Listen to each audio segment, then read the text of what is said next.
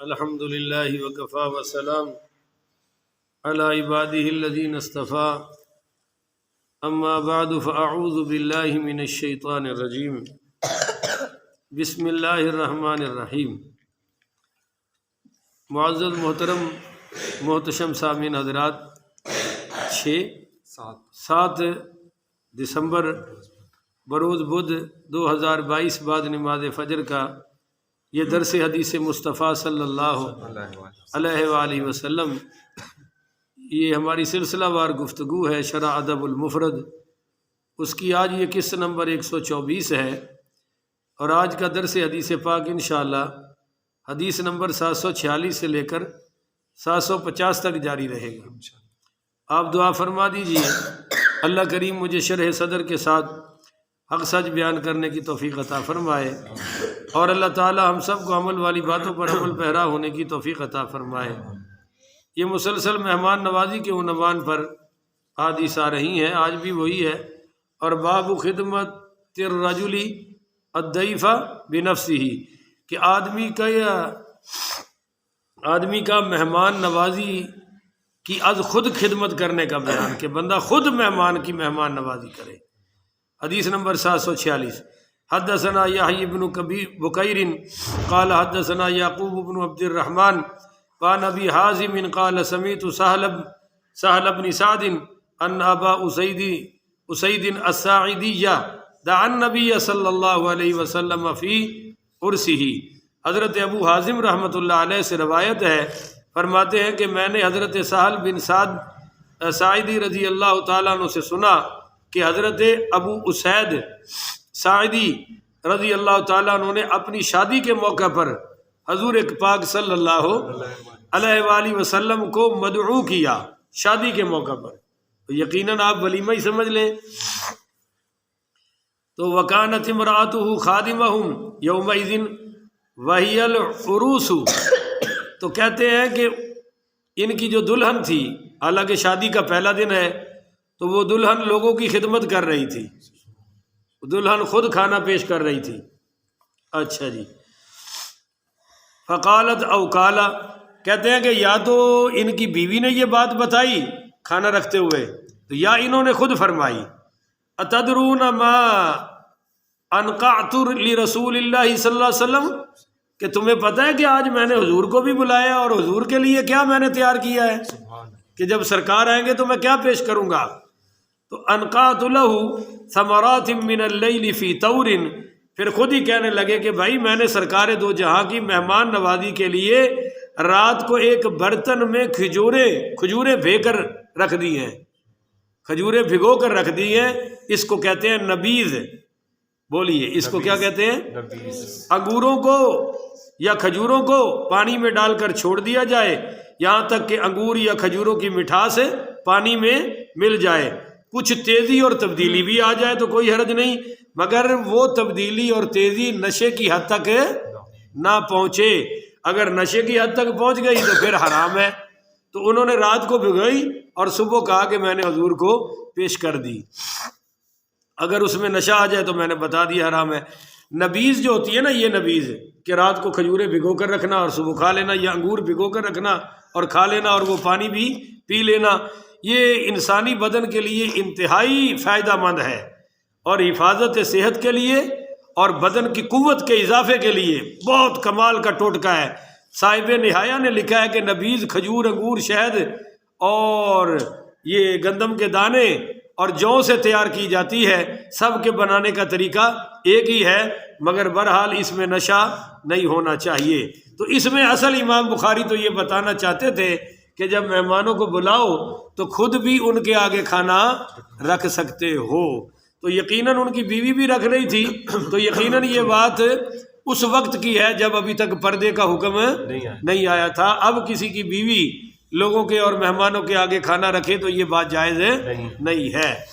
آگے ہے جی حدیث نمبر 747، اور یہ باب من قدم الی ضیفہ طعاما فقام یصلی، کہ جو شخص مہمان کے آگے کھانا رکھے اور خود اٹھ کر نماز پڑھنے لگ پڑے، یہ عنوان ہے۔ حدیث آ رہی ہے بڑی کمال کی، اور بڑے مسئلے ثابت ہوں گے۔ حدثنا ابو معمر قال حدثنا عبد الوارث قال حدثني جویریج قال حدثني جریریج قال حدثنا ابو العلاء ابن عبد الله عن نعيم ابن قعنب قال اتيت ابا ذر فلم اوافقه، کہتے ہیں کہ میں یہ حضرت نعیم بن قعنب، حضرت نعیم بن قعنب رحمۃ اللہ علیہ تابعی ہیں، بہت بڑے جلیل القدر، بعض نے صحابی بھی لکھا اور میری تحقیق بھی یہ ہے کہ صحابی ہیں تابعی نہیں ہیں۔ یہ کہتے ہیں کہ میں آیا حضرت ابو ذر غفاری پڑھی رضی اللہ تعالیٰ عنہ، پھر کہہ رہا ہوں کہ بعض علماء نے شدت سے تابعی لکھا ہے، بعض نے صحابی لکھا ہے، بہرحال چلو تابعی ہوں یا صحابی ہوں ہمارے لیے اعلیٰ ہے۔ کہتے ہیں کہ یہ آئے حضرت ابو ذر غفاری رضی اللہ تعالیٰ عنہ کے گھر، تو وہ گھر میں نہیں تھے۔ فقلت لامرأتہ، میں نے ان کی بیوی سے کہا کہ این ابو ذر، یہ حضرت نعیم بن قعنب رحمۃ اللہ علیہ کہتے ہیں کہ میں نے ان کی بیوی سے کہا کہ حضرت ابو ذر کدھر ہیں؟ قالت، وہ مجھے کہنے لگی یمتحن سیاتیک الآن، کہ ابھی وہ باہر گئے ہوئے ہیں، ابھی آ جائیں گے۔ فجلست لہ، میں وہاں بیٹھ گیا۔ فجاء ومعہ بعیران، تو حضرت ابو ذر غفاری جب گھر میں داخل ہوئے تو ان کے پیچھے پیچھے دو اونٹ تھے۔ قد قطر احدہما بعجز الآخر، انہوں نے نا ایک اونٹ کو دوسرے اونٹ کی پوچھل سے باندھ رکھا تھا، یعنی دوسرے اونٹ کی رسی کو پہلے اونٹ کی پوچھل سے پوچھ سے باندھ دیا تھا، اور وہ آگے پیچھے آ رہے تھے۔ اور کہتے ہیں کہ فی عنق کل واحد منہما قربۃ، کہ ان دونوں اونٹوں کی گردن میں پانی کی مشک رکھی ہوئی تھی، یہاں پانی کی مشک بھر کے لاتے ہیں نا، جیسے آج کل اسی بھی ماشاءاللہ ڈول شول بھر کے لے آنے ہیں ڈبے بھی، پانی کی مشک انہوں نے اونٹوں پر رکھی ہوئی تھی، اور وہ اسی طرح تشریف لائے۔ فودعہما ثم جاء فقلت، انہوں نے خود اپنی مشک پانی کی اتاری، میرے پاس آئے تو فقلت، میں نے ان سے کہا یا ابا ذر ما من رجل كنت القاہ کان احب الی لقیا منک، کہ سب سے زیادہ آپ سے ملاقات کرنا مجھے پسند ہے، ملاقاتوں میں سب سے زیادہ آپ سے میری ملاقات ہو جائے یہ مجھے بہت پسند ہے۔ ولا ابغض الی لقیا منک، اور ایک وقت وہ تھا کہ آپ سے ملنا مجھے سب سے زیادہ برا لگتا تھا۔ تو قال للہ ابوک، حضرت ابو ذر نے کہا اللہ تجھ پہ رحم کرے، وما جمع ھذا، تم نے یہ دونوں باتیں جمع کیسے کر لی کہ ملاقات اچھی بھی لگتی ہے اور ملاقات سب سے بری بھی لگتی تھی، یہ جمع کیسے ہوئی؟ وکنت ارجو ان تقول، تو میں نے ان سے کہا کہ بھائی اصل مسئلہ یہ ہو گیا کہ میں، یہ جمع کیسے ہوگی؟ قال انی کنت وعدت موعودۃ فی الجاہلیۃ، انہوں نے کہا حضرت نعیم بن قعنب نے کہ بس حضرت مسئلہ یہ ہوا تھا کہ میں نے جاہلیت میں کلمہ پڑھنے سے پہلے بچی کو زندہ دفن کر دیا تھا، یہ مجھ سے گناہ ہو گیا۔ تو کہتے ہیں کہ ان لقیتک ان تقولا، میں نے سمجھا کہ اب میں ابو ذر سے ملوں گا تو وہ مجھ سے ان تقولا، وہ مجھے کہیں گے لا توبۃ لک، کہ تیرے لیے کوئی توبہ کا دروازہ، لا مخرج لک، اور تیرے لیے کوئی ہدایت کا راستہ نہیں ہے۔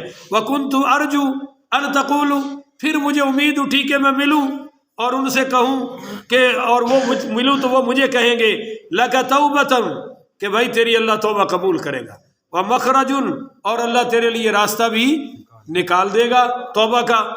تو قال افی الجاہلیت اصبت، یہ واقعہ ہے میری جاہلیت کا۔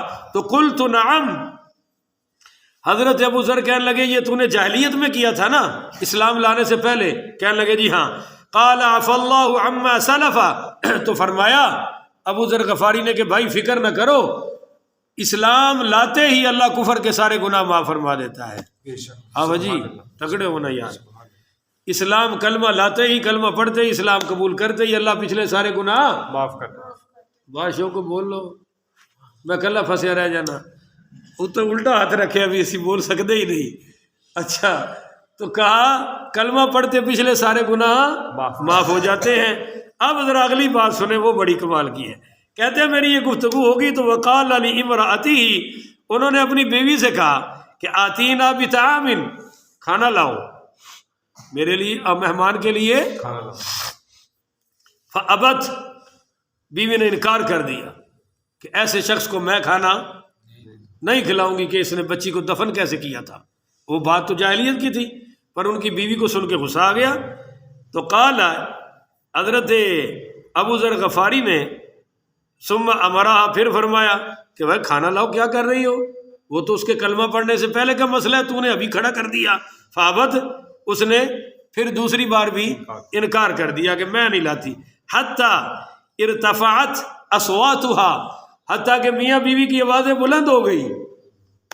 بولو بھائی، میاں بیوی کی آوازیں بلند ہو گئی۔ تو اگر میاں بیوی کی تو تکار ہو جائے، چونج مجاڑ جائے تو کوئی بری بات ہے؟ دیکھو یہ صحابی کا گھر ہے، الحمدللہ۔ اچھا جی، صحابی کے گھر کی آوازیں دونوں میاں بیوی کی بلند ہو گئی۔ اب وہ کہتے ہیں کہ بھائی مسئلہ یہ بن گیا، کب جب دونوں کی آوازیں بلند ہو گئی تو حضرت ابو ذر غفاری نے کہا قال ایہی، کہ فَإِنَّكُنَّ لَا إِن تَعْدُونَ مَا قَالَ رسول اللہ صلی اللہ علیہ وسلم، قال ایہی فَإِنَّكُنَّ، کہ تو بونی ہے، بونی ٹھیک نہیں، اس کا مطلب تو چھوٹی ہے، ذہن کی چھوٹی، سوچ کی چھوٹی، یہ لفظ بولا۔ اور میں نے حضور پاک پڑھی صلی اللہ علیہ وآلہ وسلم کو تم عورتوں کے بارے میں جو کہتے سنا وہ صحیح سنا۔ تو کہتے ہیں کہ میں نے کہا بھئی تم نے حضور سے کیا سنا؟ یہ ابو نعیم خان اب کہتے ہیں کہ پھر میں بول پڑا، میں نے کہا وما قال رسول اللہ صلی اللہ علیہ وسلم فیہن، تم نے کیا سنا حضور سے کہ عورتوں کے بارے میں؟ تو قال، ابو ذر کہنے لگے میں نے سنا ہے ان المرأۃ خلقت من ضلع، کہ عورت کو اللہ نے ٹیڑھی پسلی سے پیدا کیا ہے۔ کس سے پیدا کیا ہے؟ ٹیڑھی پسلی سے۔ ہاں، ٹیڑھی پسلی سے۔ تینوں بھی ٹیڑھی والی ملنی ہے، تو بھی بولیا کرنا۔ عورت کو اللہ تعالیٰ نے ٹیڑھی پسلی سے پیدا کیا ہے، سیدھی سے۔ اور آگے فرمایا وَإِنَّكَ إِن تُرِدْ أَن تُقِيمَهَا تَكْسِرُهَا، کہ اگر تم نے ان کو سیدھا کرنے کی کوشش کیا تو ٹوٹ جائیں گی، سیدھی، کیونکہ ٹیڑھی پسلی تو سیدھی نہیں ہو سکتی، کریں گے ٹوٹ جائے گی۔ تو فرمایا کہ ان کو اگر تم سیدھا کرو گے تو ٹوٹ جائیں گی۔ وَإِن تَدَارِيهَا فَإِنَّ فِيهَا عَوْدًا وَبُلْغَةً، ہاں آپ صلی اللہ علیہ وآلہ وسلم نے فرمایا کہ اگر ان کو خوشحال رکھو گے تو اس ٹیڑھے پن میں بھی تمہارا گزارا ہو جائے گا، ان کو خوش رکھو۔ فولت فجاءت بسریدتی کأنہا قطات، تو یہ حدیث سن کے بیگم اٹھی، ان کی اہلیہ محترمہ، اور انہوں نے جا کر کھانا بنا دیا۔ سرید کا پیالہ، سرید کا پیالہ سمجھتے ہیں؟ شوربے میں روٹی بھگو کر اس کو نرم کر دیا جائے تو اس کو سرید کہتے ہیں۔ وہ سرید کا پیالہ دے دیا۔ اب جب وہ پیالہ آیا تو فقال کل ولا اہلنک فانی صائم، تو حضرت ابو ذر نے مجھ سے کہا یار تم کھاؤ، میں نے کہا تم بھی کھاؤ، تو کہنے لگے نہیں میں تو روزے سے ہوں۔ بولو میں تو روزے سے۔ ثم قام یصلی، اور پھر اٹھ کے نماز پڑھنی شروع کر دی۔ اور فجعل یحذب الرکوع، اور انہوں نے جب نماز پڑھی تو وہ جلدی جلدی رکوع کرنے لگے، یعنی جلدی نماز پڑھی، سلام پھیرا۔ اب توجہ کرنا، ثم فتل فاکل، سلام پھیرتے ہی میرے ساتھ کھانا شروع کر دیا۔ پہلے کیا کہا تھا کہ مجھے روزہ ہے، سلام پھیرا کھانا شروع کر دیا۔ تو فقلت، میں نے کہا انا للہ و انا الیہ راجعون، یہ جملہ بڑا حیرانگی سے، ما کنت اخاف ان تکذبنی، مجھے یہ تو خوف نہیں ہے کہ آپ جھوٹ بولیں گے، میں تو آپ کو جھوٹا سمجھتا۔ قالا، تو حضرت ابو ذر کہنے لگے اللہ ابوک، ارے اللہ تعالیٰ تجھ پہ رحم کرے، ما کذبت منذ لقیتنی قلت الم تخبرنی انک صائم، ارے میں نے کیا جھوٹ بول دیا تیرے سامنے، اللہ تجھ پہ رحم کرے۔ کہنے لگے ابھی تو آپ نے کہا تھا کہ آپ روزے سے ہیں، ابھی کھانا شروع کر دیا۔ قال بلا، فرمایا ہاں انی صمت من هذا الشهر 3 ایام فکتب له اجرہ، کہ بھائی مسئلہ یہ ہے کہ میں مہینے میں 3 روزے رکھتا ہوں، ہر مہینے میں کتنے رکھتا ہوں؟ 3۔ ہر چاند کی 13، 14، 15 ایام بیس کے روزے رکھتا ہوں، اللہ مجھے اجر دے دیتا ہے۔ وحل لی الطعام، اور یہ کھانا میرے لیے حلال ہو گیا۔ یعنی یا تو نفلی روزہ تھا اور مہمان کے ساتھ کھانے کے لیے توڑ دیا تو یہ جائز ہے۔ نفلی روزہ مہمان کی وجہ سے اگر توڑ دیں تو دوبارہ رکھا جا سکتا ہے، قضا کے طور پر ایک ہی ہوگا، نفلی کی بات کر رہا ہوں۔ اور نماز نفلی ہو، مہمان آیا ہو تو بندہ جلدی بھی پڑھ سکتا ہے کہ میں کھانا کھا لوں، یا پھر ان کو کھلانے کے لیے فرما دیا کہ انی صائم، کہ میں تو روزہ رکھنے والا ہوں بھائی۔ انہوں نے سمجھا روزہ رکھا ہوا ہے، جب دیکھا کہ مہمان نے جی بھر کر کھا لیا ہے تو خود بھی شامل ہو گئے۔ تو بہرحال مہمان آ جائے تو نماز پڑھنی چاہیے یا چھڈنی چاہیے؟ اور یہاں 5 وقت کا پکا نمازی ہمیں کہتا ہے بھائی وہ جی مہمان آئے ہوئے تھے اس لیے میں نماز میں حاضر ہے، وہ جی جمعے میں حاضر نہیں ہو سکا، میرے گھر مہمان آئے ہوئے تھے۔ میں کہا جی وہ ہندو مذہب دے سن، کیوں نہ آپ بھی چھڑائی تے تواڈی بھی چھٹ گئی، تسی انہوں نے بھی لے آندے آپ بھی لے آندے، یا کم از کم ان کو روٹی پہ لگاؤ اور خود نماز پہ آؤ۔ یہ باب بھی ہے، حدیث بھی ہے، میں نے بیان کر دی۔ اللہ تعالی ہم سب کو عمل پیرا ہونے کی توفیق عطا فرمائے۔ آخر ودعوانا ان الحمدللہ رب العالمین۔